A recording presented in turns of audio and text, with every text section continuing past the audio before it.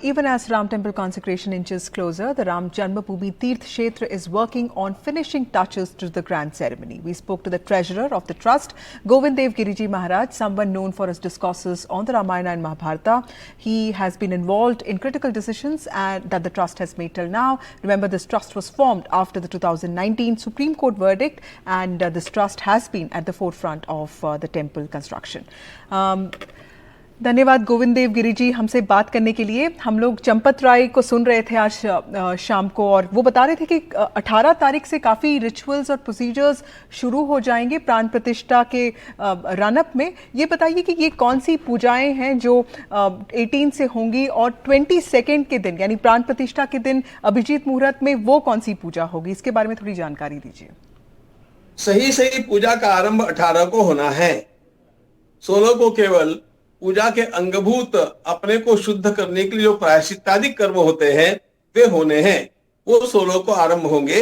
17 को भगवान श्री राम स्वयं निर्माण स्थल से अपने मंदिर में पधारेंगे और 18 को उनका प्रवेश गर्भगृह में होगा।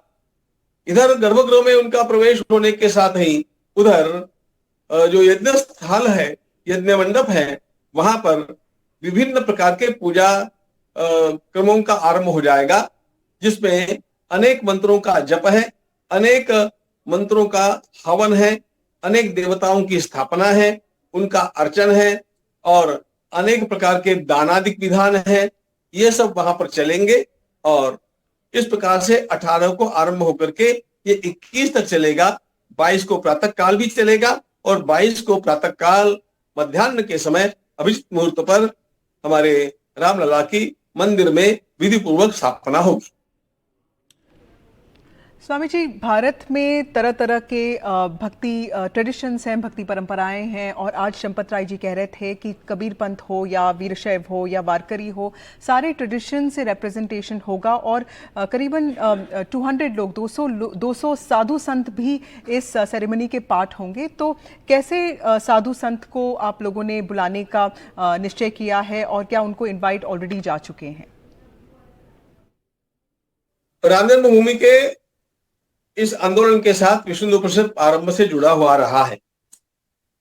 श्रद्धेय अशोक जी सिंघल विश्व हिंदू परिषद के प्रमुख थे और उन्होंने ही संतों के नेतृत्व में सारा काम किया था। उस समय भी परिषद ने सहयोग दिया था। जब हमने अभियान चलाया, समर्पण का अभियान चलाया, उस समय भी परिषद ने सहयोग दिया था। और इस समय भी जब सुदूर क्षेत्र के सभी संप्रदायों के संतों का चयन करने का यह समय आया, तो चूंकि विश्व हिंदू परिषद 50 से अधिक वर्षों से इस काम में लगा हुआ है, तो उनसे ही हमने सहयोग मांगा और उन्होंने उनके पास जो जो कुछ संपर्क के सूत्र है उन समस्त सूत्रों का उपयोग किया, और इन समस्त संतों का चयन करना हम लोगों को आसान हो गया।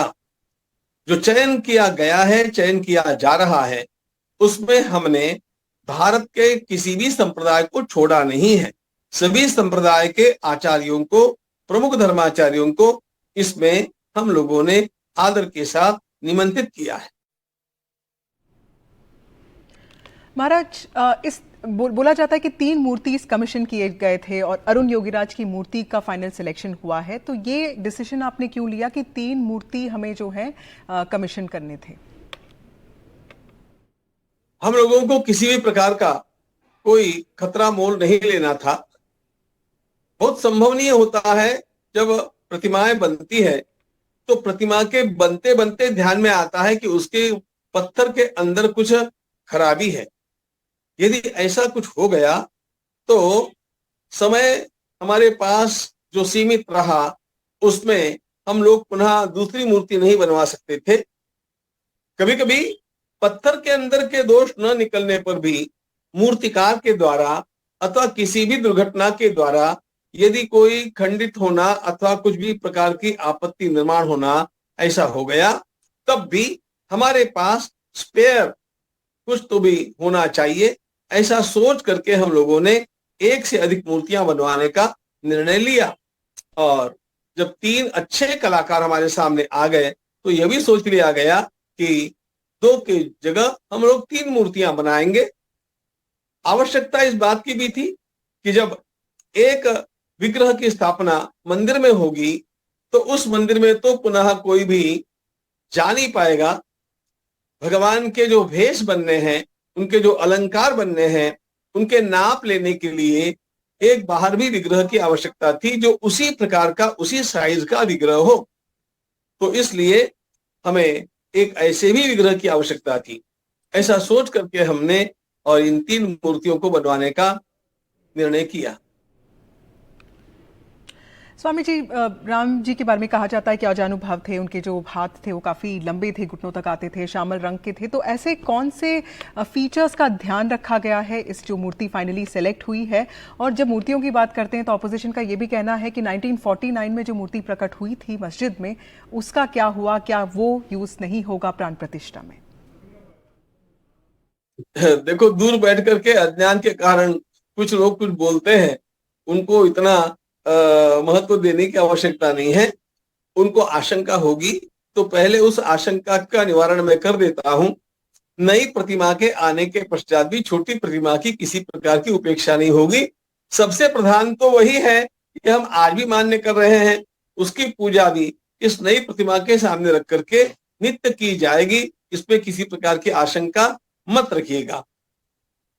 फिर उसके होने पर भी हमने नई प्रतिमा क्यों बनाई, ऐसा प्रश्न जो खड़ा होता है, उसका कारण यह है कि पुरानी भगवान रामलला की प्रतिमा लगभग 6 इंच ऊंची की है।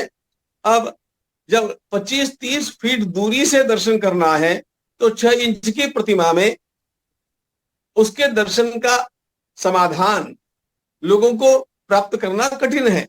और इसीलिए जिसकी मुखाकृति हम देख सकें और जिसको देख करके हमारे मन में संतोष हो जाए, ऐसी एक नई बड़ी प्रतिमा की आवश्यकता थी। वो हमने अन्य मंदिरों में वही होता है, ये देख करके उसका निर्माण कराया। अब ये जो प्रतिमा निर्माण हुई है और योगीराज की प्रतिमा का चयन हुआ है, यह बड़ी सुंदर प्रतिमा है। बड़े सुंदर भगवान का यह विग्रह हम लोगों के मन को देखते ही लुभाता है। उसकी पहली विशेषता, उनके मुखारविंद के ऊपर जो बाल भाव और देव भाव होना चाहिए, ये दोनों साथ में ही है। मैं आपको सच्ची बात बताता हूं, मैंने जब उसकी पूर्णता के पश्चात दर्शन किया तो मेरे मन से वो मुखारविंद हटता ही नहीं है। इतना सुंदर एक स्वीट स्माइल उनके मुखारविंद पर आपको देखने मिलेगा। उनके सभी अवयव प्रमाणबद्ध है। उसकी प्रमाणबद्धता भी इतनी विलक्षण है कि कोई देखते नहीं जाए। उनके अलंकारों का जो चयन है और अलंकारों का जो बारीकी का काम है, वो भी बड़ा सुंदर है। भगवान श्री राम आजानुबाहु रहे, यानी पुरुष लक्षण में जो एक अत्यंत उत्तम लक्षण माना जाता है कि हाथ जितने लंबे होंगे उतना वह श्रेष्ठ भाग्यवान और पुरुषार्थी पुरुष होता है। भगवान श्री राम आजानुबाहु थे, घुटने तक उनके हाथ लंबे थे। हमने इस बात को सभी मूर्तियों में जांचा है कि वे आजानुबाहु मूर्तियां बनी हैं। और भी भगवान स्वयं श्री राम श्यामल वर्ण के रहे। रामम दुर्वादल श्यामम, ऐसा ही उनका वर्णन आता है। और इसलिए ये श्यामलता इस प्रतिमा में स्वाभाविक रूप से है। ऐसे मन को लुभाने वाले और बड़े सुंदर भगवान श्री राम हम लोगों को उपलब्ध हुए हैं। हमारे देश का और मानवता का यह भाग्य है। स्वामी जी, 2 शंकराचार्य ने खुल के बोला है कि ये जो प्राण प्रतिष्ठा हो रही है वो बहुत ही ज़्यादा जो है देश के लिए अच्छा है और हिंदुओं के लिए अच्छा है। लेकिन ज्योतिष पीठ वाले शंकराचार्य हैं, उन्होंने ये भी कहा है कि टेम्पल जो है वो अधूरा है और उसमें प्राण प्रतिष्ठा नहीं होना चाहिए। तो उनके कहने का कुछ आधार है और इस तरह के क्रिटिसिज्म को आप किस तरह लेते हैं? ये बिना आधार की बात है और आधार से भी अधिक। पहले तो बतला देता हूं कि ये बिना आधार की बात है और किसी को आधार चाहिए कि ऐसी स्थिति में भी मंदिर में प्रतिष्ठा हो सकती है तो वो हम देने को तैयार हैं। लेकिन उससे भी अधिक हम लोगों के लिए हृदय का स्पर्श करने वाला मामला ये है कि जब एक मंदिर इतना तैयार हो गया है कि अब वहां पर भगवान पधराए जा सकते हैं, तो क्यों हम उन्हें एक छोटी कुटिया में ही निवास करने के लिए बाध्य करें? क्यों न उनको ला करके यहाँ पर विराजमान कर दें? उन्हें जल्दी से जल्दी यहाँ पर विराजमान करना हमारा कर्तव्य है, और इसलिए हम लोग यह कार्य संपन्न कर रहे हैं। शंकराचार्यों के विरोध की बात लगभग नहीं सी है। जिन आचार्यों ने, देखो, शंकराचार्यों का पीठ हमारे लिए अत्यंत पूज्य पीठ है, हम उनका बहुत आदर करते हैं, पूरा आदर करते हैं। तो जिन आचार्यों ने हम लोगों की इस बात से सहमति दिखा करके हमें आशीर्वाद दिया है, हम उनके प्रति कृतज्ञ हैं, उनको प्रणाम करते हैं। जिस किसी के मन में हिचक रही है, हम उनसे अनुरोध करते हैं कि वे कृपा करके आवें और यहाँ पर देखें कि सारा काम विधि विधान के अनुसार हो रहा है कि नहीं। मैं तो बार बार निमंत्रण कर रहा हूं कि 21 तारीख तक वे यहाँ पर पधारें और सारे विधि विधान के कार्य को देखें। उनका भी ये कर्तव्य है ना कि जब इतना बड़ा कार्य हो रहा है तो वो विधि विधान के साथ होना चाहिए, तो वे आकर के उसको देख सकते हैं, मार्गदर्शन कर सकते हैं। यदि कहीं भूल उनको प्रतीत होती है तो हम उसको सुधार भी सकते हैं।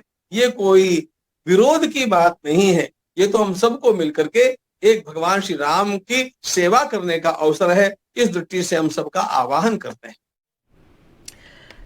So that was Govind Dev Giri ji. धन्यवाद महाराज हमसे बात करने के लिए।